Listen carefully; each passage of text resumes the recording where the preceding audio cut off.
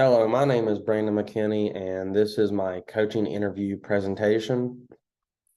For this assignment, I interviewed Scott Ramsey, the current Poca County High School football offensive coordinator. We talked about some of his motivational techniques.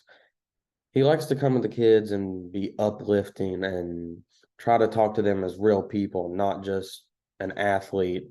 And he likes to say things such as, you may not want to do that, or here's a better way.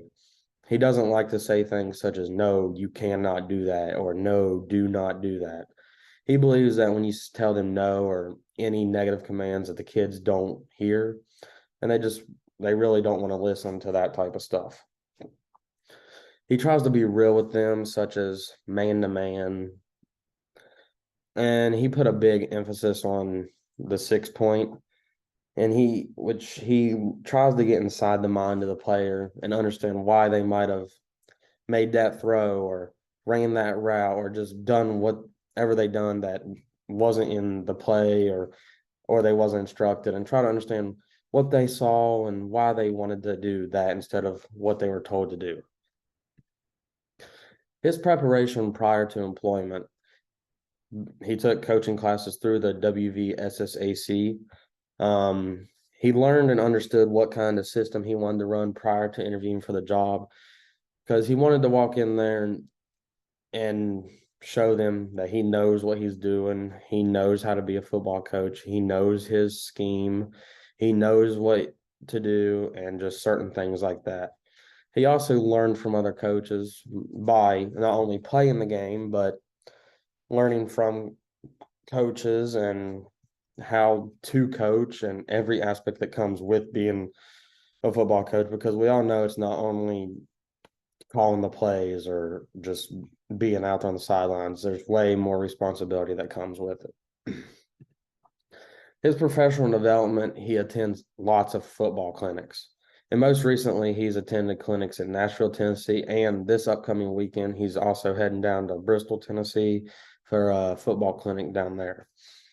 He also reads a lot about football schemes, just anything that can make his knowledge bigger on the game.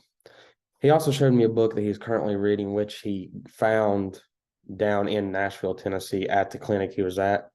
It's a complete guide to the hybrid 4-2-5 defense. And he also talked to me a while about learning defense so you can run offense. Because if you know your defense, then you can run your offense, because you'll know what they're doing on defense. You'll know what you're looking at, and you'll know what plays will run better against that, so you don't pick the wrong play for that down or whatever. Engaging with the whole athlete. They're currently doing off-season liftings, which are 3 days a week, Monday, Wednesday, Friday. But not only is that lifting, but it's also time for the coaches to get to know the students and their athletes one-on-one, which they use this time very valuably to use. They use it very valuably. They try to make relationships outside of the game of football, because they are athletes, but they're also humans and student first. He tries to understand the kids' lives. He came from Clay County, which was my high school, and he was the offensive coordinator there. He said that there isn't a difference at all what goes on in Clay County versus what goes on in Poca. He said the kids face the same challenges, and he knows how to approach the situations that could come up because of what has gone on during his time in Clay County. So he knows how to face the challenges that might arise. He says he worries a whole lot about the whole well-being of the student, because, like I've said, they are students, they are humans, so that's first above all. And athlete is below all that. Dealing with diversity and inclusivity, everyone is treated the same, everyone is equal. He said they hardly ever deal with kids getting out of line with other kids. No one fights with each other. There's no picking on each other, nothing like that. He said the biggest reason that kids don't get to be on the team, don't get to play, bad grades and doing something that is just so terrible that they just can't be a part of the team. He said they do not tolerate kid to kid or coach to kid nonsense either. That's just out of line and not something that they deal with at Poca High School.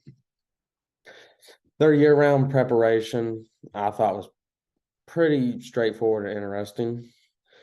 They try to formulate what offense and defense will look like, what schemes they want to run on offense, what schemes they want to run on defense, and what little changes or tweaks they can make to improve from the last season. They use a bulk of their time on procedures such as play calls, words, terminology, techniques, everything you would see the coaches doing on the sideline or working on in practice. That they use the off season to lay out what's going to happen. And their season starts January, and they use January through March as off season lifting. And he talked about once April rolls around in a couple weeks, that's when they start doing outside things such as quarterbacks and wide receivers will work together on routes and certain things like that, just building chemistry with each other for the season. And they'll also do 7-on-7s with other schools. And once August comes around, it's fall camp. That's when practices really ramp up, tackling. You're basically playing football then. It's time to go. The season is August through November, and then they take December off, and then right back in January, repeat it all again. He talked about administrative responsibilities, which weight room. He's the offense coordinator, so offense position specifics. He's responsible for setting up the pylons, getting the goalpost pads on the goalpost, making sure the headsets are charged so that the coaches and coordinators, everybody can talk to each other during the game. Making sure jerseys, pants, socks, everything's washed and ready to go. He has to paint the grass, ride the bus, and supervise kids at all times. He put a huge emphasis that you have to supervise kids at all times because he said kids are kids, so kids are going to do stupid stuff. So supervision is very important. He also said it's very important that he has to make sure that the field's in proper condition, the uniforms are in proper condition, everything that deals with the game day, everything like that, he is responsible for. And like we talked about in class, he also talked about matching up kids by ability and their size. You don't want a 240-pound lineman going against a 140-pound wide receiver because that's just disaster waiting to happen. So things will not go good by doing that. And once again, he talked about taking care of the kid. Student first, athlete second. They're human at the end of the day. So the well-being of the kid is mostly important. And then athlete second. So at the end of the day, taking care of the kid is the most important. And then behind all that, if the kid's making sure the kid's okay, then you can worry about the athlete side of the ball. Thank you very much.